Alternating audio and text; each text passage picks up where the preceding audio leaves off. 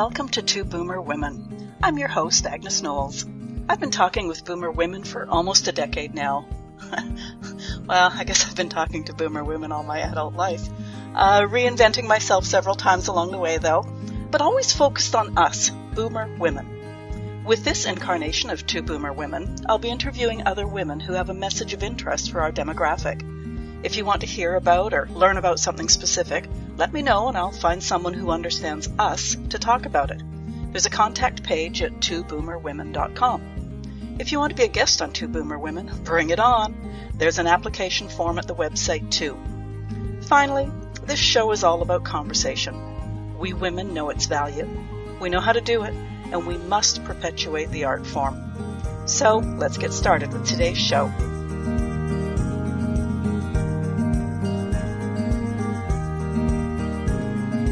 Welcome to the Two Boomer Women podcast. I'm your host, Agnes Knowles. Many of us want to take beautiful photographs. Most of us carry phones in our purse or pocket. Those phones all have cameras nowadays, and point and shoot seems almost too easy. And easy it is.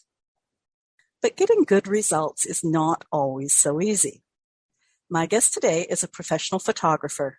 If you look at the photos in her website gallery, you won't argue that point. She has a unique background insofar as she's also a healing practitioner, and she uses that touch to bring out the essence of both the families and the business people she's photographed. Lately, she's been photographing. She does a lot of that. She's been focusing on phone photography. She has a course that's been both well received and incredibly beneficial to her clients. And today I'm going to pick her brain, as they say. I should have publicized this episode in advance to get your listener questions as well. Debbie Flynn, welcome to the Two Boomer Women podcast. Oh, it's wonderful to be here, Agnes. Thank you for inviting me onto the show. Yeah, and I'm so looking forward to this. I'm literally going to pick your brain. This is all about me learning stuff. Debbie, I gave the two-line version of your background, but please share a bit more. Like, what led you to photography, and tell us about your career. Yes. A long time ago, when I became a photographer, I was a single parent at the time and visiting my folks and trying to figure out what the next steps were, and had taken my son to a swimming pool for at Christmas time to swim. And there was a woman photojournalist there taking photos and having a great time. And I introduced myself to her afterwards and we chatted because I was so intrigued by what she did. To see, a woman photojournalist at that time was unusual because it was it was 35 years ago. And she encouraged me, and I ended up going and becoming a journalist and a photojournalist because of her. And throughout the years, I've had the opportunity to photograph all kinds of people and to participate as an artist with a women's photography collective. We showed our work. There were major exhibitions that we did, and we called ourselves Femme Photo. And over the years, I've also been really enjoyed being able to show people's passion for their business through their business portraits. And I bring in this other way that I had of earning a living as a healing practitioner, which I don't do anymore. But to me, the two are interconnected so deeply, because photography is, when it's well done and when it's true, it's really an expression of who you are. And when someone is taking your photo, it needs to portray that as well. And that doesn't necessarily happen because people don't understand. And I think it's, when we're looking around on, let's say we need someone to help us, a contractor of some kind, we want to know more about that person. And the first thing we look at is their photo. Like, we'll do a search and we'll say, well, what does that person look like? Because you get a feeling of who they are. And if it's not there, then it kind of leaves you wondering. It comes back to the idea of we want to feel safe. We want to be able to connect with other people because that's the only way we have of knowing them. And so for me, that became absolutely essential that I start portraying that in the portraits I was doing of business owners. For the phone photography, that was another way of expanding my photography skills, because when I originally got a phone camera or a cell phone, I thought this is going to be so much fun. I was looking so forward to it. I remember the day, you know, arrived in the morning. It was a spring day. It was sunny. It's like, I could hardly wait. And I go out and I'm taking photos. I was like, ooh, they were pretty bad. It was like, and it was embarrassing. Like I kept trying. It was embarrassing. It was humiliating. It was like, I'm supposed to know what I'm doing, and I did not. So I studied with people that are really good phone photographers and developed my own personality through my photography on my phone, and started having my photos liked when I shared them, and realized, wow, there's something happening here. Because at the beginning, I really just wanted to share them with family and friends, like I saw everybody else doing. And, you know, the joy of being able to do that, because people have been asking me. So anyways, I gained the skills, and then I brought in what I know as a professional photographer to be able to go the next level and go to, you know, being more artistic and be able to portray nature and people in a way that was interesting. And looking around and seeing, well, I think there's a real need out there for others, because I noticed there was a sameness, a similarity. It seemed that people were just going, well, this is what this is what everybody does, so I guess this is how you do it. But it's not necessarily true, right? It's kind of, you remember back in the day when we used to have cameras and we call them snapshots, and that's what it reminded me of, the photography. It was like just taking snapshots. And I really, having been a practitioner for so long, understanding that there's a mindfulness that's required.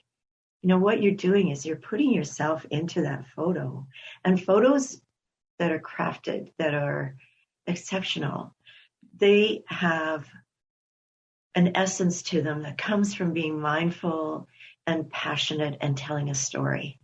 And you can only do that if you take that time, you know, to really drop into it. Why do I want to take this photo? And what is it about this that is so attractive, even compelling, that I really want to take this photo? And how can I be different with it? How can I be playful and creative and artistic and have a really good time doing it? And you know what? When you press the shutter, that all comes into play. So that the final photo that you have is something, oh, right, I was mindful, I was playful, I was bringing my passion in. You see that, and the viewer afterwards sees that as well. And what a delight that is. Like, think about that, you know, to truly be able to portray who you are. So that's kind of where I've come to, because for the past 4 years, I've specialized in teaching film photography and helping photographers to be able to take the photos they dream of taking. Because a lot of them they're frustrated, they're unhappy. You know, it's like, my husband is a way better photographer. I let him take all the photos, or even kids.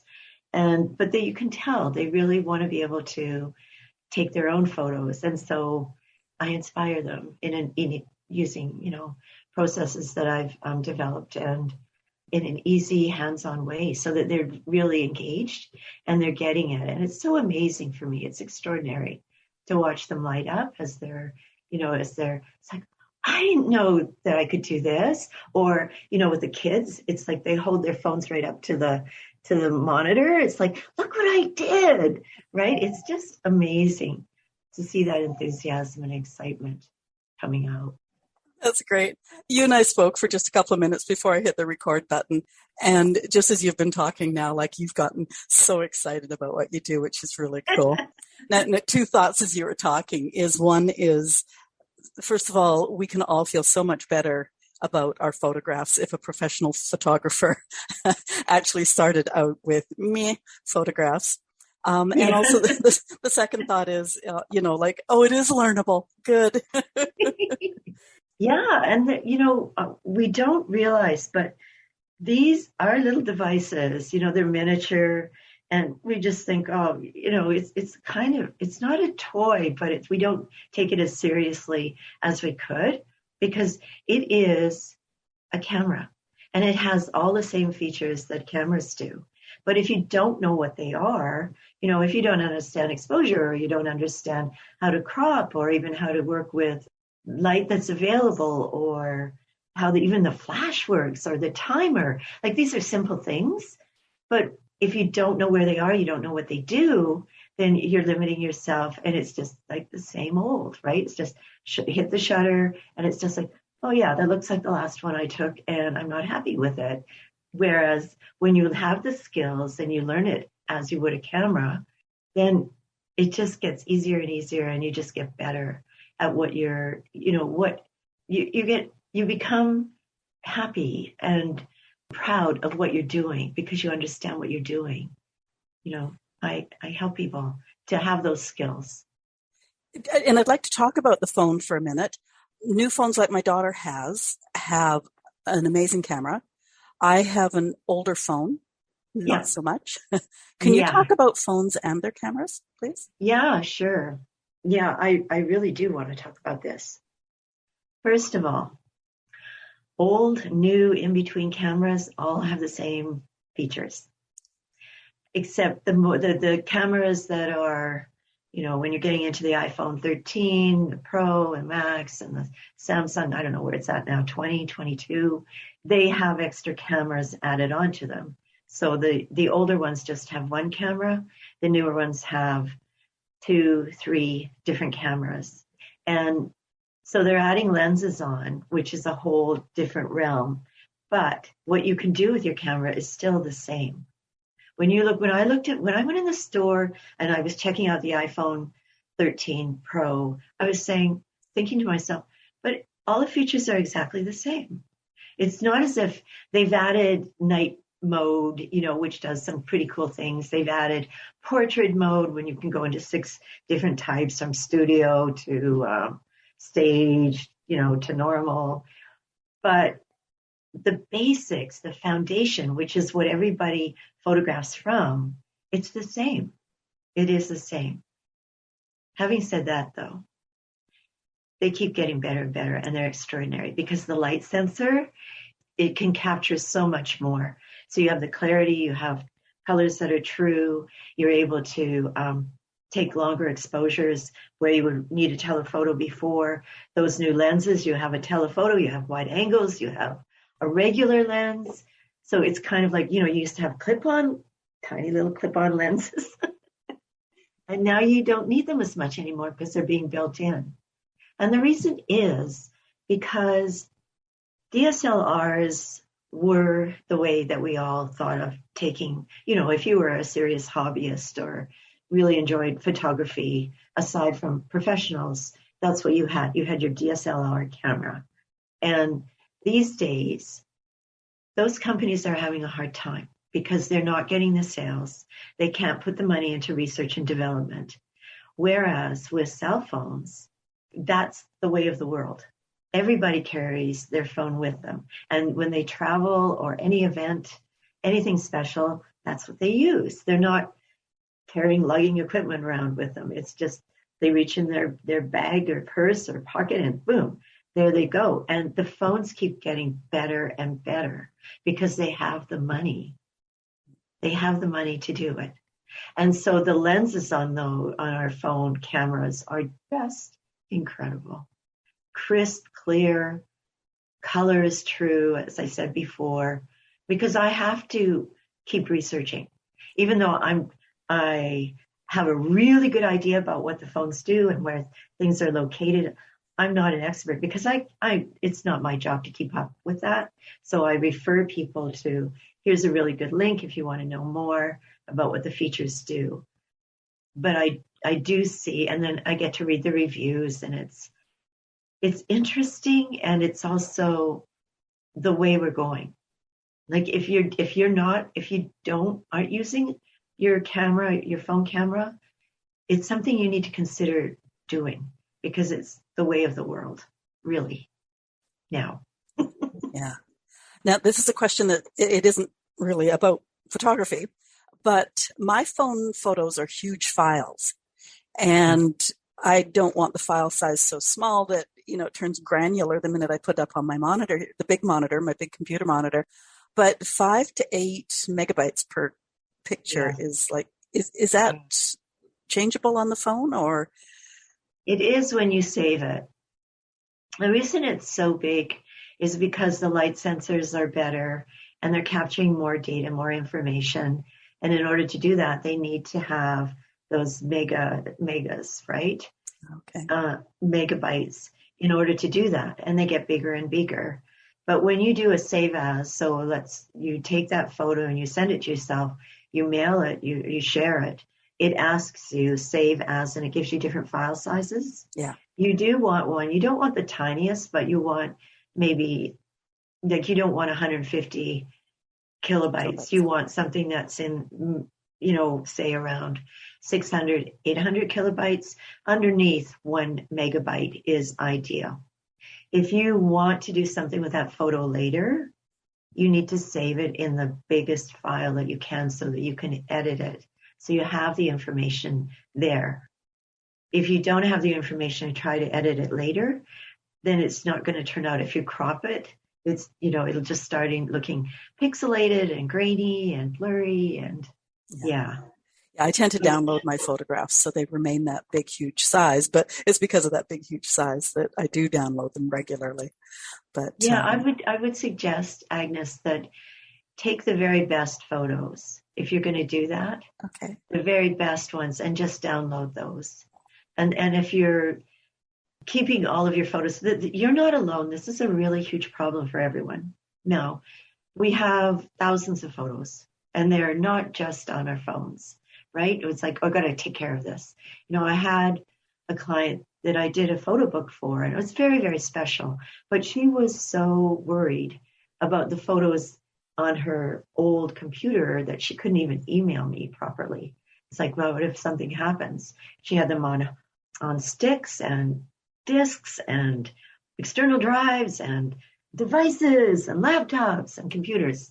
The first thing you want to do is consolidate them all in the cloud. So take all of them from everywhere.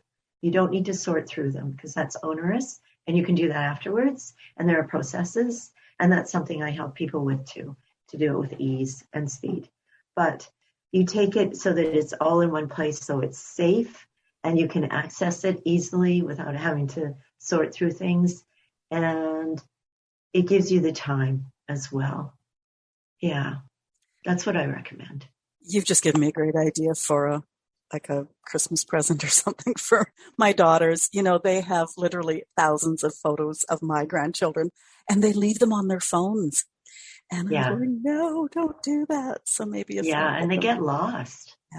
Yeah. How many times have you been talking to somebody? It's like, just let me show you this photo. And we very politely stand there while they're scrolling forward. Wait, I know it's here.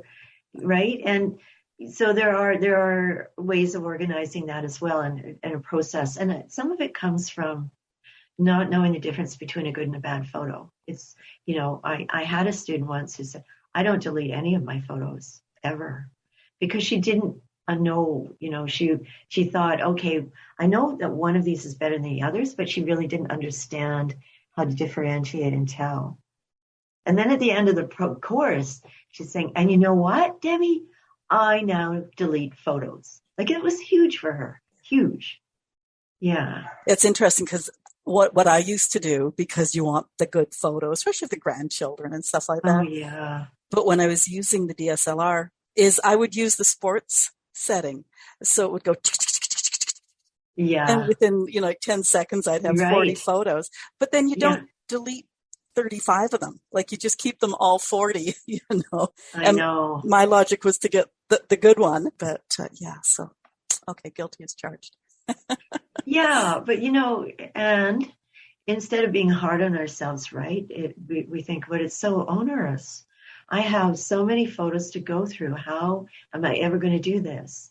So I have another way, and that is, don't be hard on yourself. Just start now. You've got them all stored somewhere, and you can have a plan. Maybe once a week you go in and you set up the files, and then I do it by year. I start with year, and then by events, and then perhaps with people, and or places you've traveled. It's just like having a file cabinet. How would you put your files in there? And you just chunk it down instead of this big, got to do it all. It's going to take me weeks and days. That's how I'm spending my Christmas holidays. And it's like, wow, I can think of better ways to spend my Christmas. I don't watch TV, so it's a nice evening thing for me to do. Yeah, I know. Yeah, so just starting where you are right now and then saying, okay, I'm going to be more committed to spending. I suggest people, if you're waiting somewhere, even if you're on the phone or something, you've got 5-10 minutes, take out your phone and go into the last group of photos you've taken and start going through them and just deleting them, right? Instead of paying more money and getting those warnings, oh, your iCloud is used up, your phone is stopped. I'm sure we've all had that, or being stuck with trying to find that one photo. It's a lot. And it's so easy too. Yeah. That's another thing. But deleting is easy as well. The delete is easy, like the shutter is easy to use. Yeah, isn't it funny how we just hate getting rid of that stuff? Okay, let's talk about taking pictures. I know enough to know that you need to frame the shot, but apparently my idea of framing a shot and aesthetics idea of framing a shot is slightly different. Can you talk to us about framing, please? Oh, boy. Uh-oh. That's a huge topic. Huge. Okay, well. Because we were talking about composition, but just briefly, just some tips. So at the beginning, I said it's really important to be playful and look around, after coming into that place of asking yourself, why? Why do I want this photo? Because a part of that is also, well, what am I going to portray? If it's if it's grandchildren, you want the light to be bright and happy, not dark and shadowy. You're considering that as well. This is part of framing it, just an understanding. So where is the light? And where do you want it to be? If it's inside, it tends to be dark. So turn on every single light you can. I'm not a fan of flash because it's quite harsh. It can be, unless you use it properly, because what it does is it focuses on the subject, and then you've got this, it falls off. So you've got this black, you're surrounded by black around you.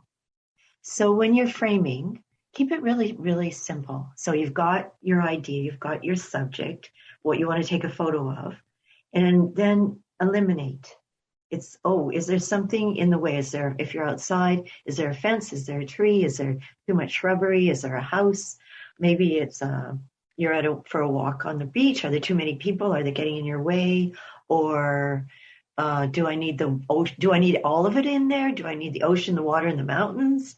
So just simplify it. Oh no, I just want this part. Because we're so used to seeing things 360. And we need to just bring it in. Just, how can I just bring in part of that and do the best I can with what I know how to do it? And that will make a huge difference if you're looking at your light for starters, because things need to be lit properly, and keeping it really, really simple. And then start looking at people whose photography you admire. What do they do? Even people that inspire you. Like, what are they doing? What is it about them that I like so much? Is it the way they portray architecture or gardens, or what do they do with people? I am always looking at other photographers, and I have a collection of slideshows because I use them in my courses, in my classes, and they're different. They're very eclectic. They're very out of the box. I'm not let's show another bald eagle, kind of person. I want people to think differently, right? Because they think, oh, well, that's how you do it. No, that's what everybody does, but we're all so unique. Yeah. What else would I suggest? Can I tell you a really quick story? Yeah, please. You and I are in the same part of the world. You will know Chemainus. I had my grandson up there over spring break, and I said, his parents didn't know where we were going. We were just out on an adventure. I said, let's catch them up on where we are. So I had him pose in front of one of the murals. And I said, no, just over here. And I'm rearranging myself and I'm rearranging his and it looks like the horse is eating his hair. And I did Oh, that on purpose. So, that's great. What a great idea. You see, to be aware of, of how you could use what was in front of you. So you always see people in front of landmarks, right? They're all there. It's almost like a line. yeah. Okay, right, gotta get it. But what about if you're behind those people taking a picture of them, taking a picture of the monument or the landmark? Or what if you go up higher and look down, right? It's yeah, trying to see it differently, or even moving over an inch. It can change everything. It's so amazing. When I've taught kids, they get it quick as can be. It's like, yeah, get underneath. It's like literally they do take pictures underneath of things. And it's so different, so interesting, right? And it's like, oh, I'm seeing this form and these colors that I would never have seen unless they did that. I think it's a way for us to be wildly creative that we really don't get. Yeah. Like if you could just take it, it's like, I just want to play for a while. What does this do? What does that do? How, if I move around really fast, if I try hold my finger on the shutter, I'll get a bazillion photos, but one of them is going to be really cool, because that's the burst mode. Like it's just going into that place of being childlike in a way and experimenting and instead of being so feeling you have to look a certain way and it has to and being hard on ourselves. I'm not good enough. My photos never turn out. And another thing too, I'll just address this, is when we're taking pictures of people, which is usually what we do a lot of with our phone cameras. Please be really, really kind when you're taking photos of other people, because in a way we are traumatized because people have taken unflattering photos and they haven't meant to do it unkindly, but they've posted photos without our permission, for starters. Even if it's your best friend or your family or husband, they still need to ask you if it's okay. And you still need to say, I like this photo and I don't like this photo of yourself. You need to be in choice instead of it being out there, because it's not very nice. It's just not a nice thing to do. And if you don't know how to take good pictures of people, I'd really recommend that you go and you study, you take a class on how to do that. Or you start doing some research instead of just thinking, well, it's good enough. The eyes are closed, or they've got a funny look on their face, or it's not very complimentary of them. It's awkward. And So just a follow-up question there then is, I always say I am not photogenic. I rarely see a picture of myself. I mean, there's some, but I often don't see pictures of myself that I like. Can I blame a little bit of that on the photographer then? You can. And it's also that you may have been, many of my clients are women, and many of them do not like having their photos taken. And it's something that now I want people to be well enough that they're okay with how they look. And so that I can work with them, or not work with them, but be in a place that they can remember that what's important to them, so that they can express that instead of being kind of stuck on how they look. And, I often hear, oh, well, when I lose 10 pounds and, I need to get my hair done, makeup, and get a new outfit. And it's not that. I think it starts when we're children, because we didn't have a lot of photos taken of us, at least in my family, because it wasn't something you did. And my dad was a photographer and he worked way up north, so, even less. And then there's the school photos, and there's nothing you can do about it. If it's a bad shot, it's kind of like you're stuck with it. And people, it's like that really imprints on people, and they hold that, and it's too bad. So really, I really emphasize with all of my students, please just ask other people, do you mind if I use your photo? That is the best thing you can do. If you don't like having your photo taken, and then you're probably going to say, no, I don't want you to post my photo. I don't, even if you're in a group. It's like, no, that is completely up to you. I think. And, until we're well enough and healed enough that we can look at ourselves and say, but I love me, right? It comes back to that. There was a time where I was going, but I'm getting older. I don't like the way I look in photos anymore. I've got gray hair, now it's turning more white, and I've had some wrinkles. I've got a bit of a double chin. And it's like, I don't, and it's like, whoa, I really had to start looking at that one. What part of me don't I love? That I won't. So, and who's this photo for? They're photos for my family and friends. And it's like, well, that's pretty selfish that I'm so caught up in me that I can't get out of myself long enough to just show up so that they can have a photo to remember me. Right? I don't know. It's interesting. And I've had to work with many, many people around that. And it's too bad because we are constantly shaming our society, our culture. It's just, you've got to look a certain way. It's constant. You're never good enough. And I just don't agree with that at all. Yeah.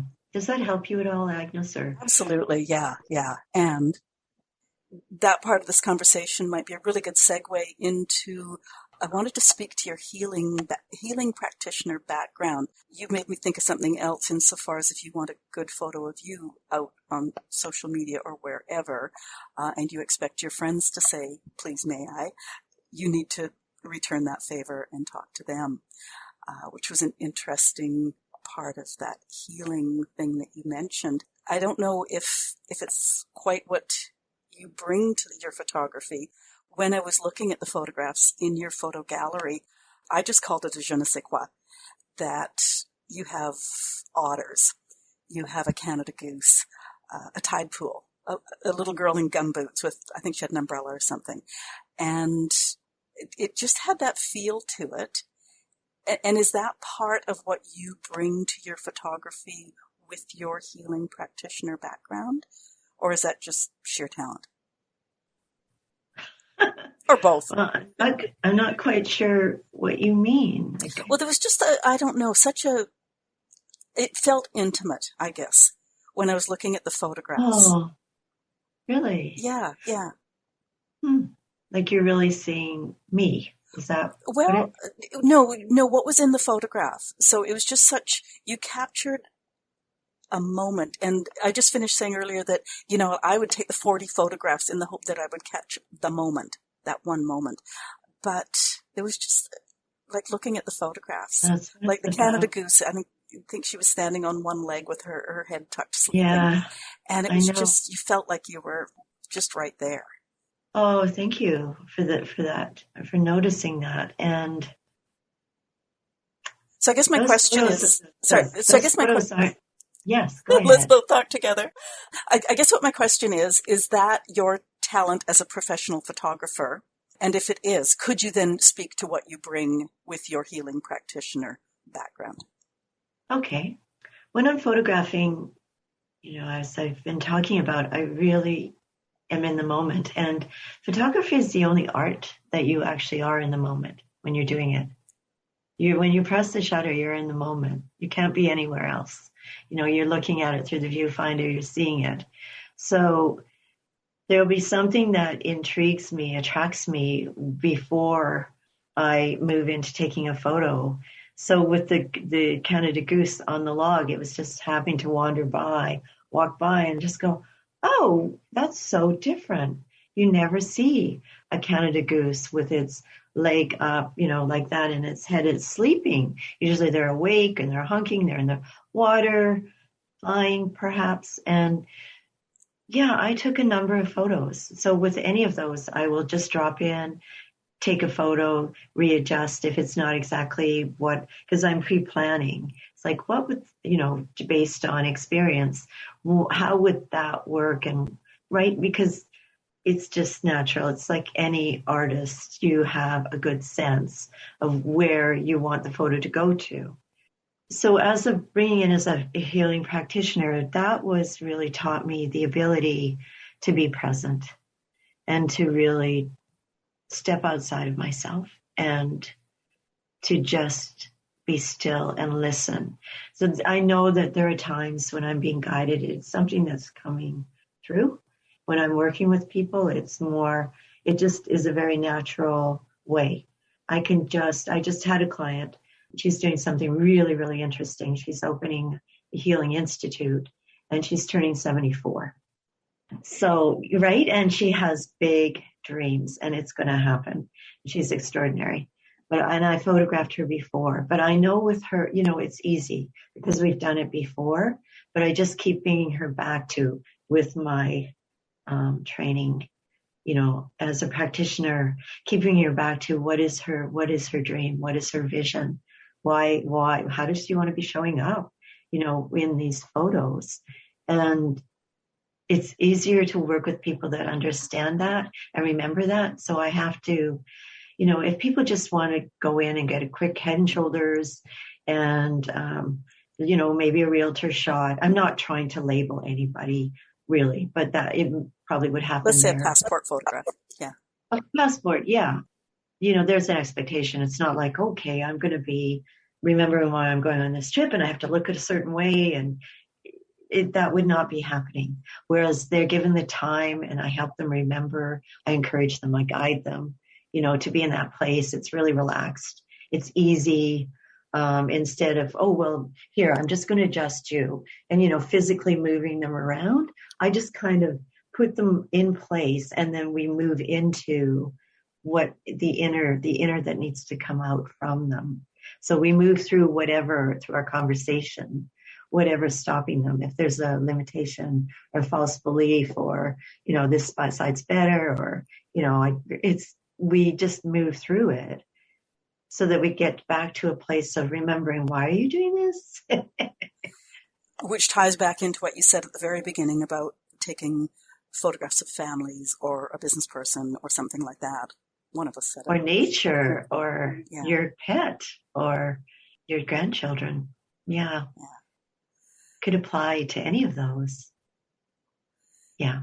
Everybody knows I come with notes, and we've really been bouncing around my notes today. So I'm just going to go back because I wanted to mention that I've browsed around the editing app on my phone. I've played with it a bit, but it seems a little complicated. Is that operator skill factor? It is. There's a No. lot there. It's you can be pulled in. It's like bells and whistles, right? It's like, oh, there's so many things. What happens if I do this and do that? Maybe I'll do this one. And it just ends up being a mishmash because it's not coherent in a way. There is a process. So if you look at it, if you went into a dark room and you were creating a photo using photo paper and an enlarger, you would be going through a series of things. You would be cropping for starters. This is the only part of that image I want. Then you would be adjusting for color. You would be looking at, is it warm enough? Is it cool enough? Is it, are the shadows strong enough? Are they lighter? Do I not want it? There would be a lot of factors that you'd be considering. And so in your editing app, it's like you have a menu. You're going to the editing restaurant and it's giving you, it's like, well, I'll try this and I'll try that and I want this, but that's not the way. So if you were in a dark room, you would be following a process. And so in my program, I have a process. You do this first, then you do that, then you do this. Because if you don't, it skews everything else, right? If you decide, okay, I want to crop at the end and you've done all this work, or you want to adjust the shadows or the darkness, and it just throws everything else off. And it can be overdone because you just keep layering. Some of those are more elaborate, like when you get into brilliance and vibrance and the filters. It's just, those are things that have a time and a place, but they don't necessarily apply all the time. Exposure would be something you'd want to work with all the time, and cropping as well. Really, I think the best approach is to come from it with a solid understanding that when you initially took the photo, you had done everything you could to make sure it was in the best position you could possibly be. The light was correct. You had deleted things that didn't add to it, so the composition was great. you've taken the time with that, so that when you go to editing, it's just like you just tweak it. I like to refer to it, this is really my hope for people, is that they do such a good job with their photos that it's portfolio quality. So you, in your phone library, you set up a folder and it says portfolio, and that all the photos that you take are so good that you put them into the portfolio. Except with portfolios, you only have a very, very limited number of photos, and they're your very best. Back in the day, when I used to be going around to magazines and newspapers and showing my work, I had my portfolio, and it was the best of the best. And I'd spent hours in the darkroom making sure that they were as perfect as they could be. And that's, I think, with editing, first of all, you have to understand what each of those features done, and there is an order to them. So I had a student, and he was bigger than life. He liked everything big, bold. He was great. That was his personality. And so every class, because I like my students to submit their photos to me, and I give them feedback, and they find that really valuable. But every class, it was like, oh, that's really strong, and that's really bright. He says, yeah. And after a while, I was like, isn't that great, Debbie? Because he knew I was going to say, but I think you could tone it down a bit. And it was just him. But that was him. It's not everybody else. And we don't need to. When Photoshop first came out, and I was looking at what professionals were creating, calendars it looked like 3D. It looked like psychedelic almost. It was so bright, some of them, and these were professionals. And it was like, I'm not going to touch Photoshop, because it's just, it takes away the naturalness. It doesn't look real anymore. I mean, that's all changed, and it's quite refined now, and people understand. But I don't like the idea of going in and applying this mode over women's skin so it's flawless, no wrinkles, no flaws, no freckles, no color. That doesn't work. I like them as natural as possible, but you have to know what you're doing in order to get that. Yeah. Does that help? It does. And I will chuckle, because when I get in there playing, it is often, I still do some one-on-one work with dementia clients. And to take photographs, any photograph that's on my camera, and bring it up for them, and then start applying all those. And I always just hit, return to natural. But they will often think it's hilarious or really cool or amazing or whatever. Oh, yeah, so sure. It's a fun thing for that. But I will still have to, go through and just spend the time learning and figuring it all out. I love the way you sort of threw out a few crumbs without giving away the farm. That's great. So is there anything that we haven't talked about phone photography that you think, should be out there, just giving us enough on podcast so that we still have to go and find your course? I think the thing that's really important is that we have this amazing piece of equipment, and for people to just go out and really enjoy themselves, really enjoy having it and having that available, and to remember to, even if you just have a moment, to remember to ask yourself, why am I doing this? Who's it going to be for?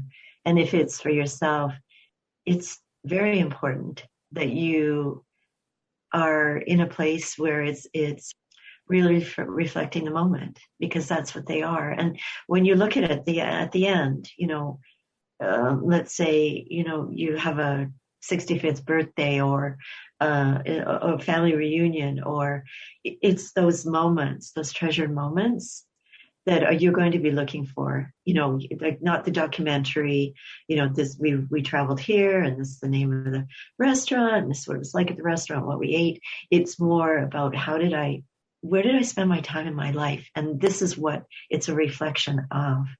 And you want that to be really on the inner, right? So when in that, enjoying yourself, being playful and capturing those photos, that's where you need to be coming from. And I also think that it's very important, especially these days when there's so much out there going on, we're in such chaos and it's so intense, that this is another way that you can move through it.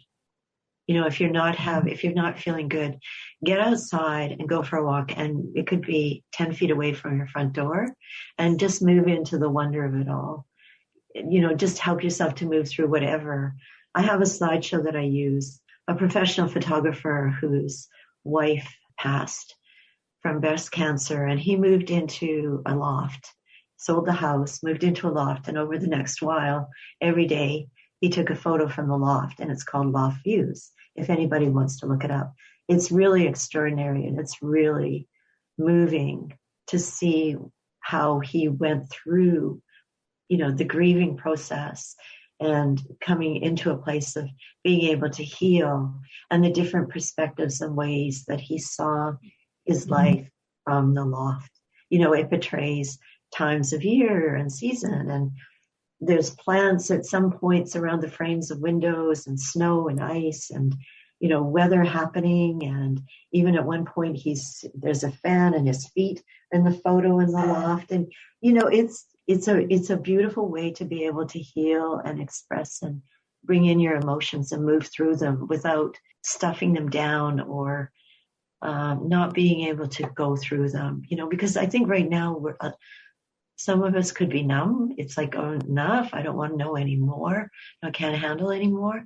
But we need a way, a form to be able to get better, to really, I don't want to say, because I do believe that we are in this time, in this place, that we chose it. And we are here to do something. We're to be here to be part of the solution. But when you're in a place of feeling fear or really negative, you can't move past that. So encouraging people to really just go out and take many, many photos, and then see which ones out of those really resonate with you after you have them. Not all my photos are happy and joyful and light and bright, and I do have my own style and personality. I'm not trying to project onto in my work, because artists do that. You will look at some art and they're just projecting where they're projecting onto you. And I don't want that. I want to be clear. I want to be putting it out there from a place where I'm healthy enough that the people looking at it are going to understand, and they won't feel like they're being violated in some way with the statement I'm making. So that was a long. No, long answer. It was great, because I will admit when I came into this conversation, I was sort of thinking that, you will repeat the usual. Yeah, you want the mountains in the background and the lake in the middle and the foreground. But many of the tips you've given us have been almost like anybody can do that part. But you've just, I really appreciate a lot of the things you've said and shared with us. That's amazing. Tell us about this course, please. Yeah. So I have a program called Expressions One, and in it, people, perhaps you have a new phone, or you have a phone that you want to understand how to use it properly, phone camera, and how to edit your photos, or there's a real longing for you to be able to have photos that you're proud of, and to look like a professional, to have the skills, the understanding of what the exceptional photographers do. So I go into that through training, through people actually developing the skills and the confidence to pick up their phone camera and just go, boom, I know exactly what I'm doing here. And if they don't, they've got all the resource materials there, because you do have to practice. And that willingness has to be there too, as with anything. You can take a program, a course, and if you don't put the time into it, you reap the benefits of it. And I also have, as I said throughout our conversation, that I really enjoy being able to give students feedback on their work. And it has to be current, during the course itself. I've had students that try and bring in old work just to get the feedback. And, it's really helpful. And it's really helpful because you're in a group environment, and people are so good to one another. They encourage you, and they get ideas themselves from what they see you're doing. And no one is allowed to compare themselves to anybody else, because, that's such a problem for people. So it's more about, I want to see you. I want to see what you do. And it's done in a way that's easy and hands-on, because I've been doing it. I've taught hundreds of phone photographers at this point, and from all different ages and groups, and even particular groups where somebody will say, well, I have this fiber art group, or I have an artist group, or I have a blogging group. Can you come and do a group class with them? And it's really amazing because I tailor it for where people are at. And it's really loaded, actually. I tend to like, even in this conversation with you, I've given you a lot of information. And I appreciate it. About what I do.